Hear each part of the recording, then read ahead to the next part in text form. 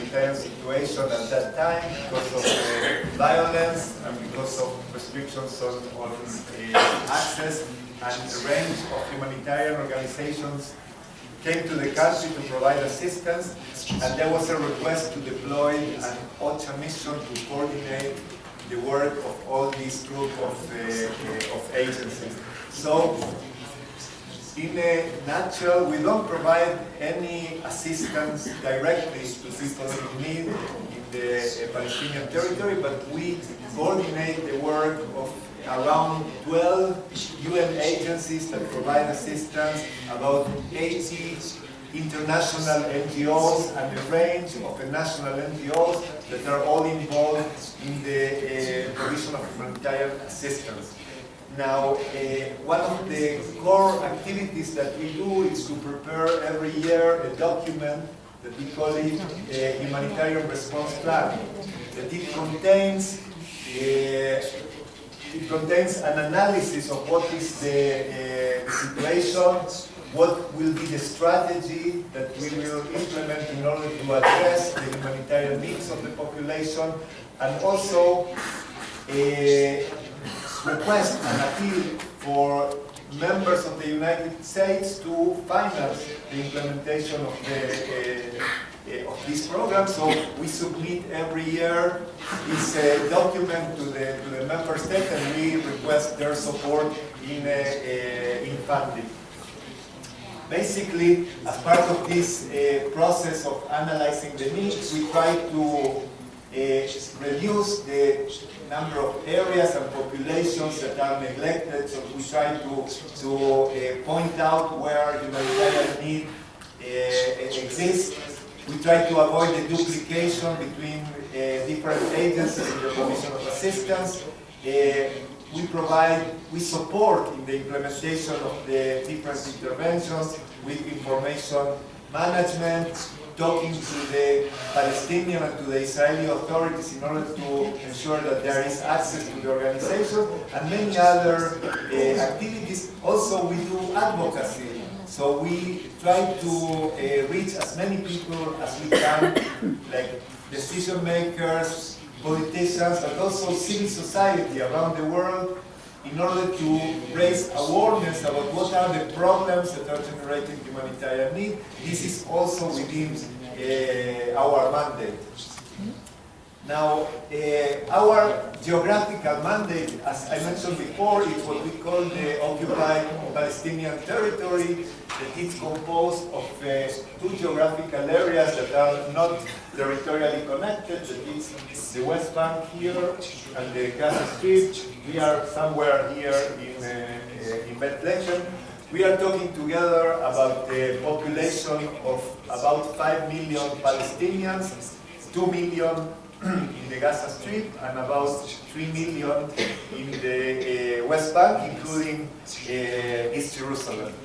Just to give you a sense of the scope of activities that we do, of the level of humanitarian need, about 10 days ago we have launched the HRP, the Humanitarian Response Plan for next year, for the 2020, and the analysis identifies 2.4 million people that are in need of humanitarian assistance and of protection. So nearly 1 in 2 Palestinians were identified as being in need of humanitarian interventions or some kind of protection. Because of the limitations in funding and also the restrictions that we face on the ground when implementing, there was a decision to focus the plan on 1.4 million people. So about half of the amount that were identified in need will be targeted for the provision of assistance for the coming year. In total, the request for the implementation of the program is nearly $350 million, so that you get a sense of the size of the operation. It doesn't mean that we will manage to get $350 million.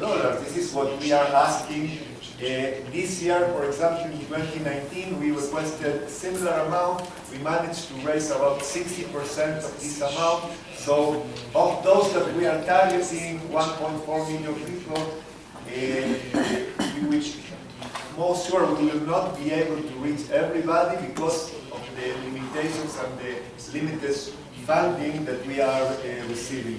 Just one additional preliminary observation for you to understand the relative gravity of the humanitarian situation in these two areas, in the West Bank and the Gaza Strip.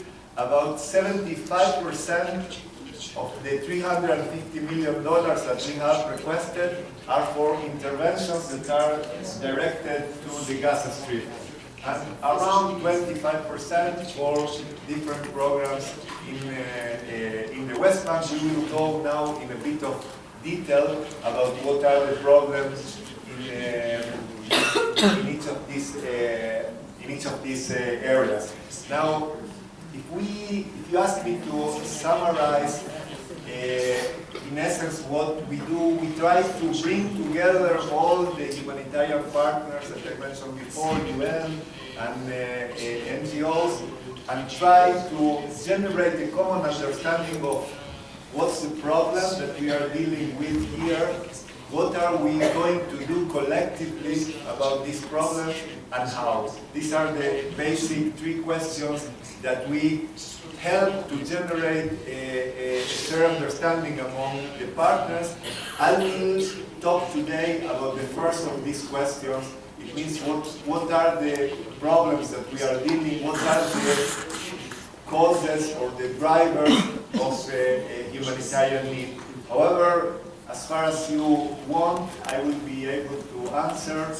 Also, if you want to hear more about the programs, the different interventions that we do, I can provide some answers in the last part of this presentation.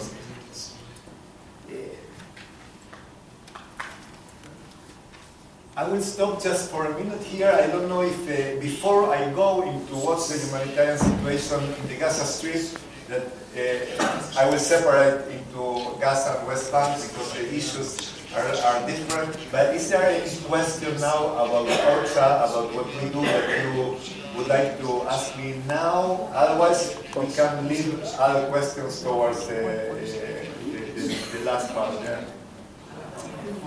Okay. I will move ahead with Gaza. Now, a bit of orientation. Gaza is a very tiny territory. Here from north to south, it's only 45 kilometers long. Here in the narrowest area, it's only 7 kilometers wide. With a population of about 2 million people, this is one of the most densely populated areas on Earth. Palestinians in Gaza, these 2 million people, are facing extreme levels of humanitarian need and vulnerability.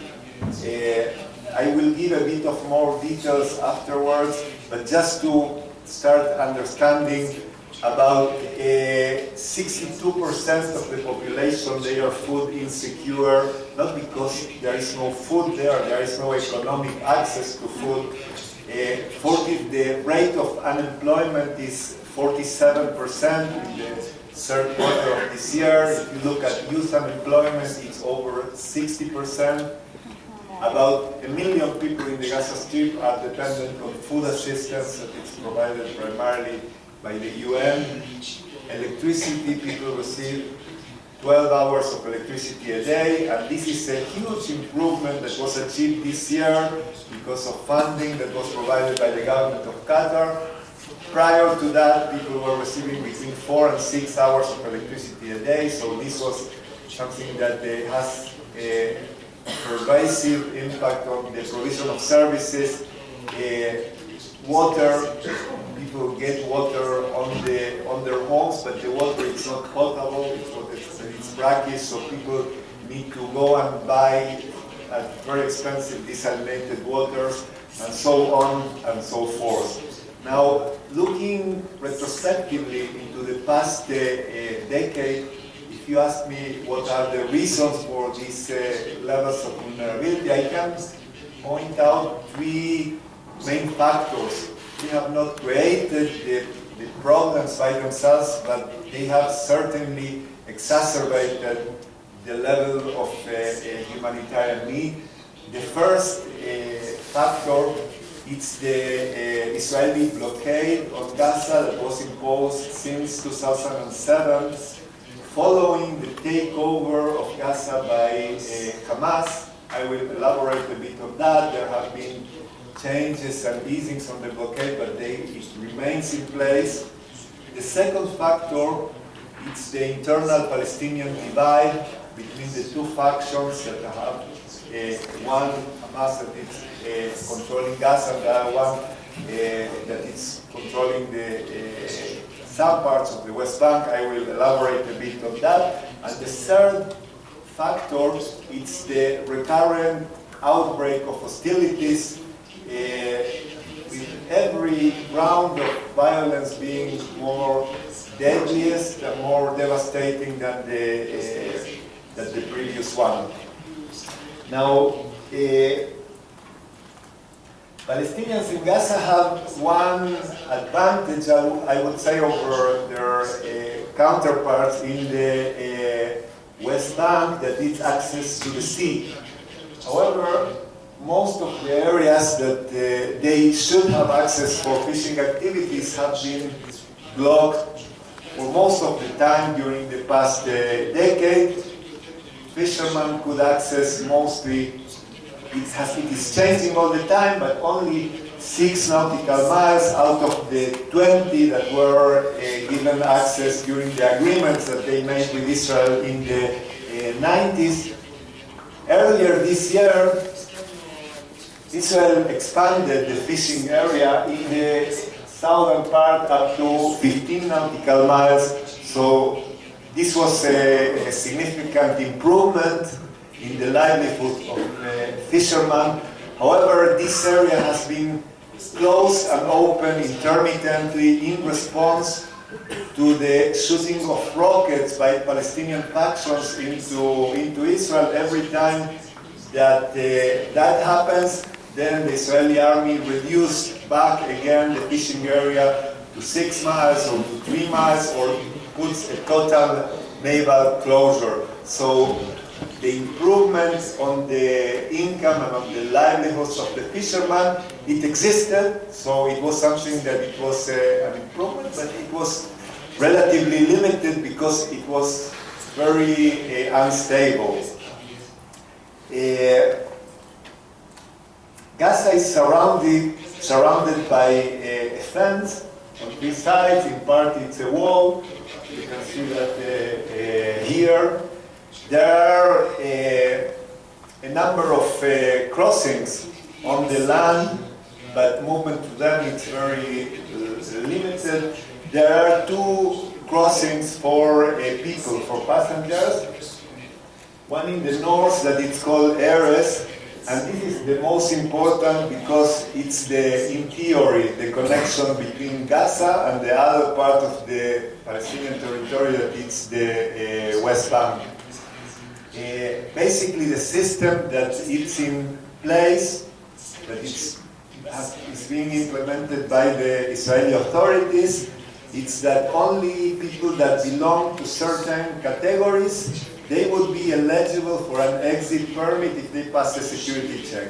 Now, these categories include patients that were referred to medical treatment that is not available in Gaza, and then employees with international organizations, and then businessmen or traders. These are the main 3 categories that for a long time are the only ones that are eligible. So if you are not one of those, you are not eligible for a permit regardless of your individual security threat or profile, although the justification for this is security.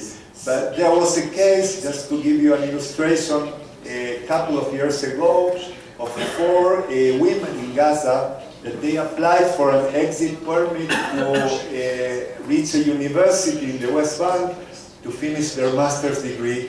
They were rejected a number of times, so they petitioned the Israeli High Court of Justice, and in response to that, the state attorney presented the policy that they call it a policy of separation between the West Bank and Gaza, where there is a regime for exceptions. And then students is not one of the exceptions, even though they admitted that there was no security claim against these 4 women. 3 of them, they were around the age of 40, and they have no specific security issue with them. Within these parameters, the number of people going out and being granted this permit has been fluctuating over time. We are tracking these statistics. So you can see that there has been an increase in 2015, then a decline. This year, there has been quite a significant, we haven't included yet here, but the number increased to about 14,000 exits a month on average. So there was nearly a doubling of the number of exits, primarily because Israel began allowing a few thousands of workers for the first time in a long period to exit Gaza and to come to Israel to work. This was another element that it's a limited but still important contribution to try to address the humanitarian need and the level of hardship that exists in Gaza. If we zoom out, however, you will see that in the year 2000, before the second Intifada, there was an average of 500,000 exits per month. So every person was exiting like 20, 25 times a month and going to Israel or to the West Bank for work. So when you put these fluctuations in context, you will see that we are moving between 2 and 3% of what was the historical baseline in terms of movement. Now the other terminal for people, it's Rafah in the south, that it's controlled by Egypt. The crossing has been shut down for many years. Last year, in the context of an increase in casualties, I will speak about that in a moment, the Egyptian authorities reopened the crossing on a regular basis, so 5 days a week the crossing is closed. However, the movement of people through there would remain very difficult because there is a ceiling on the total number of people that can cross every day, and there are concerns about corruption in terms of who is granted an exit opportunity every day, and then the journey that people have to do between Gaza and Cairo. It's an extremely difficult one because of the checkpoints and the restrictions that are imposed by the Egyptian authorities. So if we need to summarize the situation in terms of movement of people, we can see that we have 2 million people living in this very tiny and overcrowded area, that they are basically locked in. Very few of them have the capacity to leave the Gaza Strip. The young generation, the majority, have never left the Gaza Strip, and this is one of the reasons why people refer to Gaza as an open-air prison, and this is something that creates also a feeling of hopelessness that it contributes to this hardship that I am talking about. There were in the past a number of commercial crossings that you can see them here. 3 of them were shut down since 2007, these 3 crossings, and all the cargo activities were transferred to this crossing in the south that is called Kerem Shalom. There are multiple restrictions both for the entry and for the exit of goods that are basically undermining the economy in the Gaza. They are preventing the generation of employment. They are also making difficult, hampering the ability of humanitarian and development agencies to address the needs of the population in terms of the upgrading of infrastructure, housing, etc.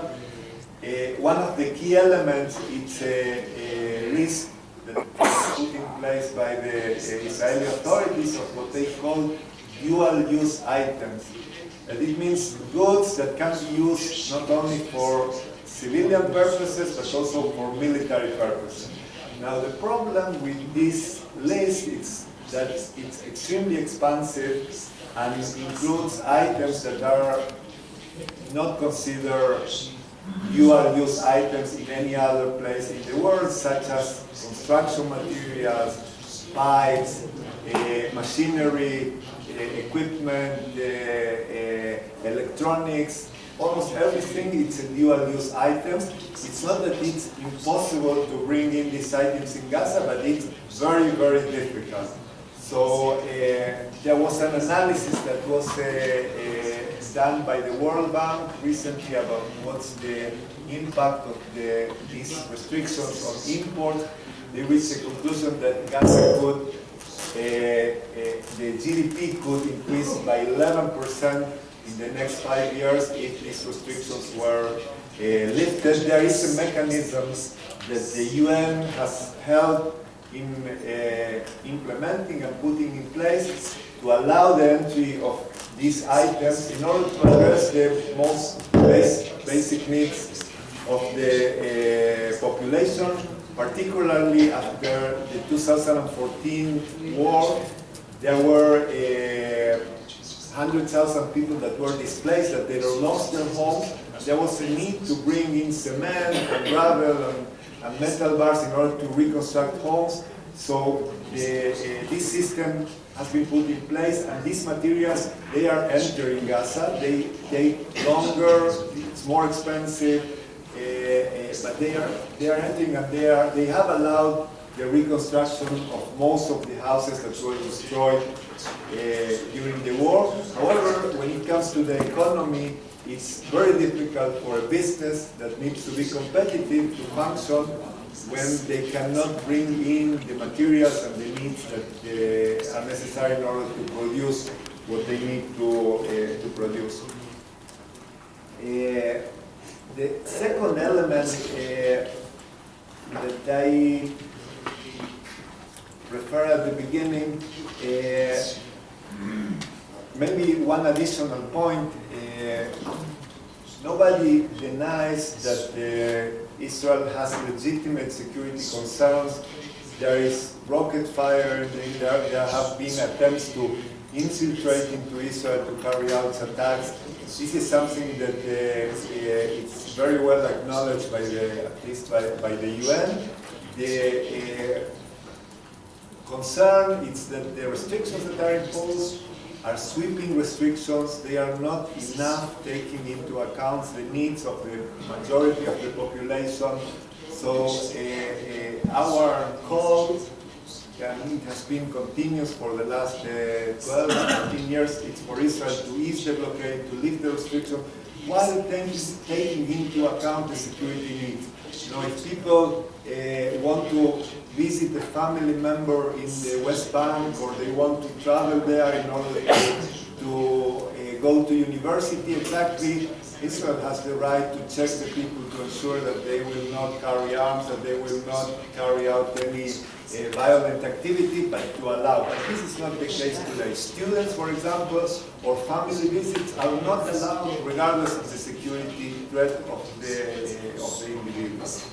Now, the second factor that has creating this extreme level of humanitarian need is the internal Palestinian divide. What happened in 2007 is that there was a short period of hostilities between the two main factions that are Hamas and the Fatah, and Hamas took over control over the Gaza Strip, and Fatah controls what is called today the Palestinian Authority, that has some limited powers in the West Bank. We will talk about that in a moment.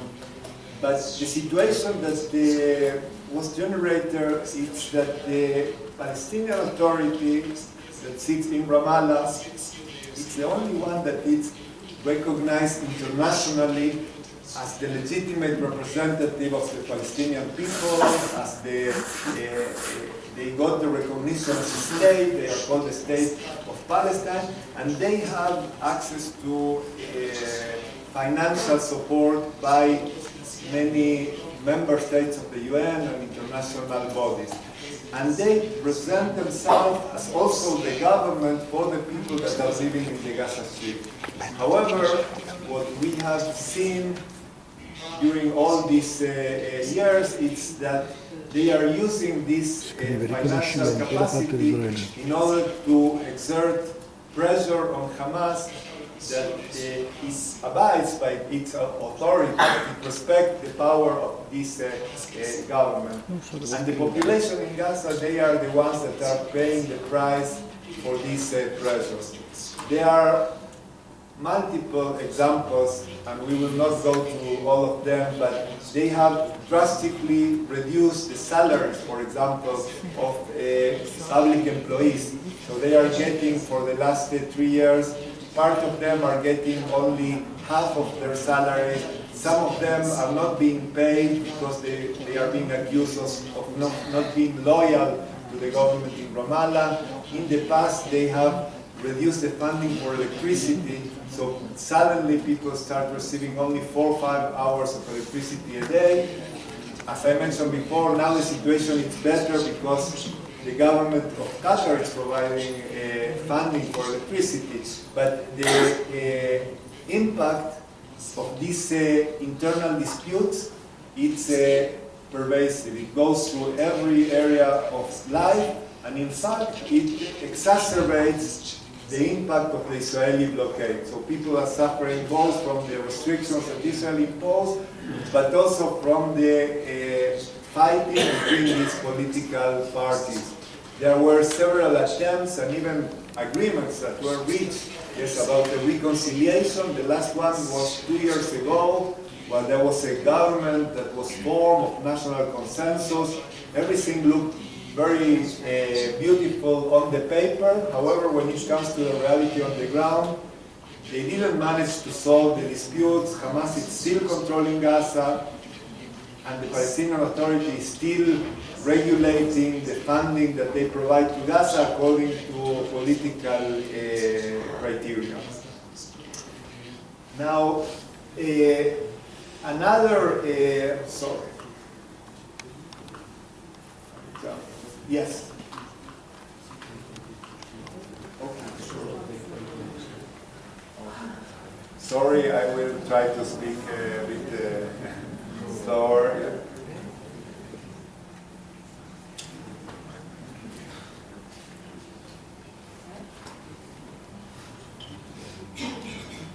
Now, another element that it's very much related to this dire humanitarian situation, it's different types of violence that we are seeing in Gaza. I mentioned before the recurrent outbreak of hostilities between Hamas and other armed factions in Gaza and the Israeli army on the other hand.